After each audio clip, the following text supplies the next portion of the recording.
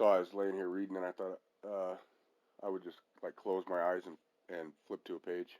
So the one that came up was Thanatopsis. Hopefully I can read this all right. To him who in the love of nature holds communion with her visible forms, she speaks a various language. For his grayer hours she has a voice of gladness, and a smile and eloquence of beauty. And she glides into his darker musings with a mild and healing sympathy that steals away their sharpness ere he is aware. When thoughts of the last bitter hour come like a blight over thy spirit, and sad images of the stern agony, and shroud, and pall, and breathless darkness, and the narrow house, make thee to shudder and grow sick at heart, go forth under the open sky, and list to nature's teachings, while from all around, earth and her waters, and the depths of air come a still voice. Yet a few days, and these the all-beholding sun shall see no more. In all his course, nor yet in the cold ground, where thy pale form was laid, with many tears, nor in the embrace of ocean shall exist thy image. Earth, that nourished thee, shall claim thy growth, to be resolved to earth again, and lost each human race, surrendering up thine individual being, shalt you go to mix forever with the elements, to be a brother to the insensible rock, and to the sluggish clod, which the rude swain turns with his share and treads upon.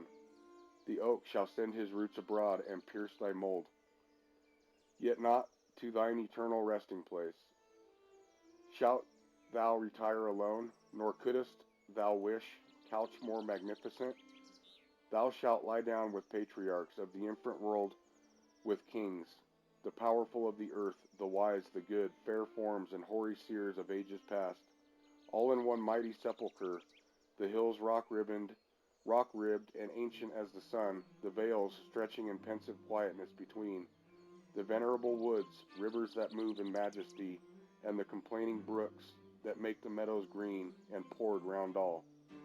Old ocean's gray and melancholy waste are but the solemn decorations all of the great tomb of man. The golden sun, the planets, all the infinite host of heaven, are shining on the sad abodes of death.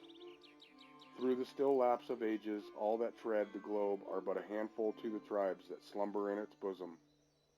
Take the wings of morning, pierce the bark and wilderness, or lose thyself in the continuous woods where rolls the organ and hears no sound. Save his own dashings, yet the dead are there, and millions in those solitudes, since first the flight of years began, have laid them down in their last sleep. The dead reign there alone. So shalt thou rest, and what if thou withdraw in silence from the living, and no friend take note of thy departure? All that breathe will share thy destiny. The gay will laugh when thou art gone. The solemn brood of care plod on, and each one as before will chase his favorite phantom. Yet all these shall leave their mirth and their employments, and shall come to make their bed with thee. As the long train of ages glides away, the sons of men, the youth in life's fresh spring, and he who goes in the full strength of years, matron and maid, the speechless babe, and the gray-headed man, shall one by one be gathered to thy side, by those who in their turn shall follow them.